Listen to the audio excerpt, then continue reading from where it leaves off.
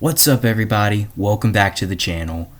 For the past 6 months, I have been depressed as hell, and that is why there have been no uploads. Simple as that. We're not going to go any further into it. But now, I'm deciding to get back into the YouTube thing. And what better way to kick this off than with a Halloween special that I used to watch on Cartoon Network every single year, Scary Godmother Halloween Spooktacular. Y'all remember this one?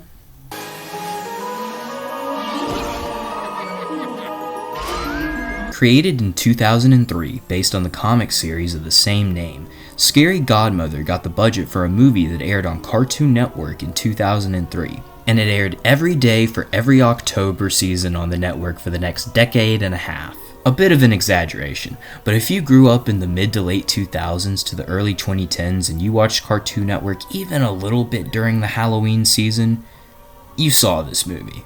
The movie was so successful, in fact, that it got a sequel that also airs every Halloween. But after going back and watching it for the sake of this video, I came to the realization that Scary Godmother might not be as good as we all thought as kids. Now, I'm not saying that the movie is bad by any means. I loved this movie as a kid just as much as you are if you're watching this video. But rewatching it made me rethink about how good the movie actually may be. So, without further ado, let's sit down and watch... Get it? Because it's about a witch. So without further ado, let's sit down and watch what might be the best, worst Halloween movie. Now, as you can already see, the animation on this one, it's not the best. The backgrounds look very stagnant compared to the characters in the foreground, which gives each character very weird textures. I get they were going for this comic book style format on this one, but it just doesn't work here with this early CGI. Also, I think it's really weird that the older kids don't have pupils. Why? It just looks really creepy. But we open our movie by meeting a couple of the main kids at a cemetery, because that's where everyone met up right before trick-or-treating.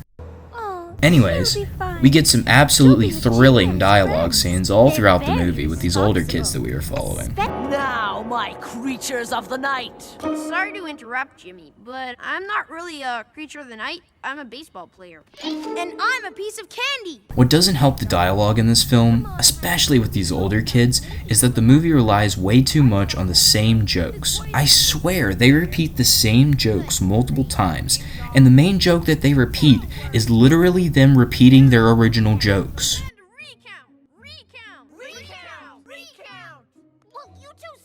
If this were to be a one-off occasion, then I could just pass it off as something silly that they were trying to do. But they thought they had struck comedy gold on this one. The kids are all meeting up at the cemetery to go trick-or-treating. However, the soon-to-be elected leader of the group, Jimmy, is forced to bring his little cousin Hannah with her friends. Then, we get a really weird flashback scene. Don't worry, honey. If you get frightened, Jimmy's promised to take care of you. Okay, Mommy. Bye. Hey, Jimmy, wait up. At one point, we cut to the kid not in the flashback, talking from outside of the flashback, only to cut back inside the flashback without any context given. It's just a really weird scene overall that feels like it was only added to tick up the runtime. Now, because Jimmy is dressed as the devil, we're supposed to already know that he's about to do something terrible. And he does! The kids all decide to force Hannah to go into some scary house to deter monsters away, and since Hannah is a gullible kid, she follows suit. When she tries to escape after being scared, the kids lock her in and she begins to cry. What assholes. But she has no reason to fear because the Scary Godmother is here. Holy shit, she has actually a pretty good reason to fear. The Scary Godmother takes her off to her place to prepare for a party about to happen, while the kids wait an abnormally long amount of time to wait for Hannah to come out. Back to the party, and we get to possibly the greatest character introduction for a character in an animated film. Just watch this. Scully?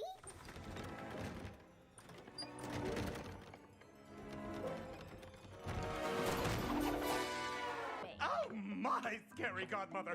Sorry to be so late, but I just had to get these old bones bleached for the party. They did not. They did not just say that. They did. They really fucking did that. And I'm not even lying when I tell you that there are plenty of these type of jokes with this character done all throughout the movie. It's absolutely great. We then get introduced to the first party guest, Harry, a werewolf who likes to eat. And that's his whole character. I like most of the characters in this film, but to me, Harry is by far the worst part of this movie, and they should have introduced him last. He takes up so much screen time and only gets like 1 or 2 chuckles from me here or there. To save the day and shut him up for a minute, Scary Godmother teaches us a treat that is able to make his mouth shut. I remember there being more of these recipes in the first movie than just this one, but apparently they used them more in the second film. Which, if this video gets a lot of views, I might talk about the second movie. Like the video if you want the second movie. Subscribe if you want the second movie. What are you staring at? We then get to meet the next party guests, which happen to be a family of vampires. These guys are actually really cool, despite almost eating Hannah the second that they lay eyes on her.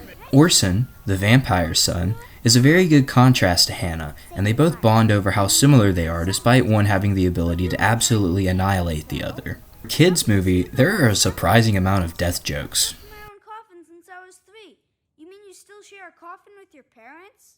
We then get to meet the final monster that arrives to the party, but when they open the door, Hannah begins to freak out. Now, this is a part of the film that I just straight up do not understand. She's interacted with a witch, a skeleton, a werewolf, and a family of vampires that almost killed her on sight. And she's still scared? Like, to me, it doesn't really make that much logical sense. They eventually make up over sharing the same favorite type of pizza, but I don't really understand why she's scared of Bugaboo after meeting everybody else already. Actually, I think I know why now. Let's go see what the other kids are up to. What now? Stick it in park and wait. Yeah, okay, I'll take the life-threatening monsters over bad comedy any day. Despite making all the decisions up to this point, the kids question Jimmy's leadership and they decide to have a vote. Ready? Go! Ha! Rock beats scissors, scissors, scissors! I'm still the leader and I rule, no more voting! We then move on to the Count having an anxiety attack while at the party. And I gotta admit, Count, I'm right there with you. If I were at this party, I wouldn't have shown up to the party because I don't do parties. While the party orders pizza, the gang discusses about Hannah not coming out yet and fear that they might get in trouble. Trouble, seriously. Okay, I have a plan. I can't believe we left Hannah in the spook house. Yeah, me either.